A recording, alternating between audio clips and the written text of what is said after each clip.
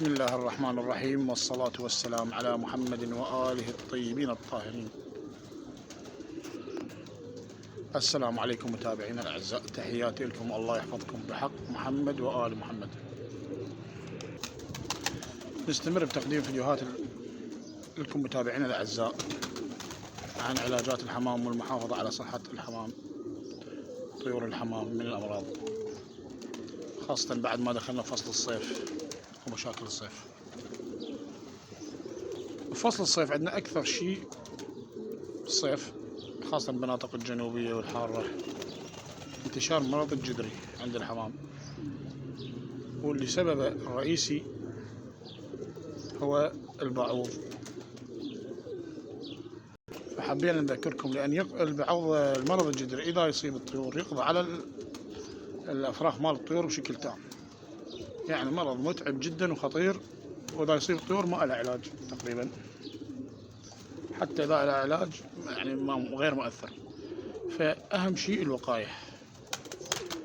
الوقاية شلون؟ نظافة المكان، نظافة تامة حتى ما تكون هناك حشرات البعوض، المسبب الرئيسي اللي ينقل مرض الجدري. يعني بالصيف تقريبا هو المرض الأكثر الجدري. فشلون نتخلص من الجدري أو الوقاية من مرض الجدري؟ من خلال النظافة التامة، نظافة مكان الطيور، نظافة كاملة دائمية حتى ما يتواجد البعوض، البق بين قوسين، اللي هو السبب الرئيسي أو السبب الوحيد اللي ينقل مرض الجدري. إذا ماكو بعوض ما يصير مرض الجدري بالطيور. فشلون نتخلص منه أو الوقاية منه؟ شنو؟ من خلال النظافة التامة، النظافة التامة واستخدام الغاز، مادة الغاز، أرش البرج بيها. أنا شارح فيديو سابق يعني قبل سنة أو أكثر، بالصيف السابق أو قبله، تستخدم الغاز، أرش البرج بالغاز، الحيطان، المشبك، الخشب، واستخدم البطالة، يعني اعلق البطالة مال المي هاي مال الربع، اخلي بيه نص واعلقه بالبرج حتى تبقى رائحة الغاز دائمية، فما يتواجد البعوض. هذا العلاج الامثل او الوقاية الاكثر اهمية، وهاي مجربة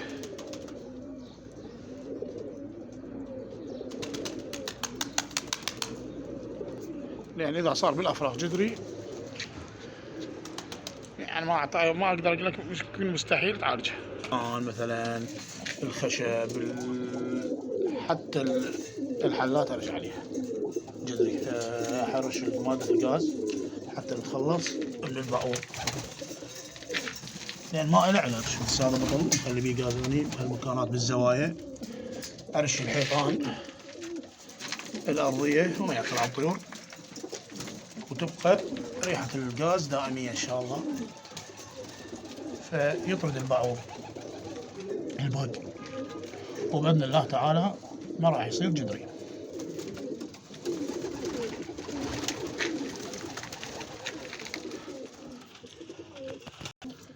بالإضافة إلى النظافة الدائمية،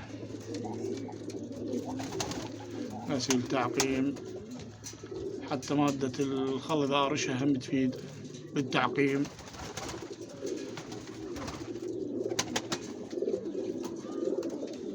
وإن شاء الله بعد يومين ثلاثة راح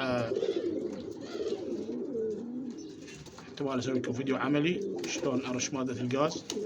أنا عندي فيديو سابق شلون أستعمل مادة الغاز وشلون أعلق البطالة، وإن شاء الله هم بالأيام القادمة راح أقدم فيديو عملي باستخدام مادة الغاز لطرد البعوض البق، المسبب الرئيسي للجدري، لأن منه هيك الأفراخ راح تصاب بجدري. إن شاء الله مكان نظيف، الجناي مكان نظيف وما قريب من مناطق يعني زراعية وبها خضار ما يجي البق، إذا ماكو بق ما يصير جدري. بس المكان اللي بيه بق البعوض لازم يكون على نظافة تامة واستخدام مادة الغاز والتعقيم. أنا اضطريت فترة أستخدم أعواد البخور هاي الخاصة بطرد البعوض، يعني يوميا أشعل بالبرج هاي الأعواد حتى أحافظ على الطيور، خاصة الأفراخ من البق ومن مرض الجدري اللي يسببه البعوض البق، خاصة يعني فترة الصيف. هاي بداية الصيف الجو تقريبا زين، خوش فترة للزرق والتفريخ، يعني الجو حلو مو حار كلش.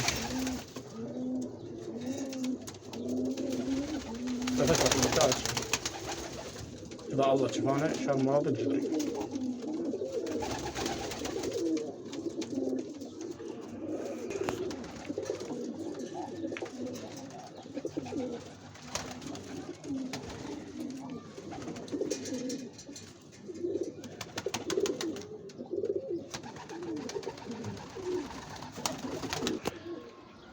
حتى إذا نستخدم أدوية بيطرية زراعية ضد البعوض، معقمات أيضا مفيدة. المهم ما أخلي الجدري البق يتواجد لأن يسبب مرض الجدري.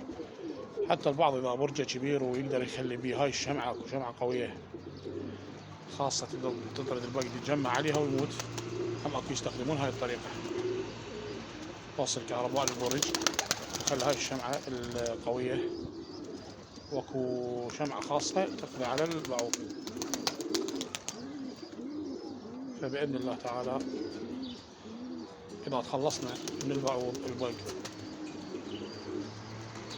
ما راح يصير مرض جدري.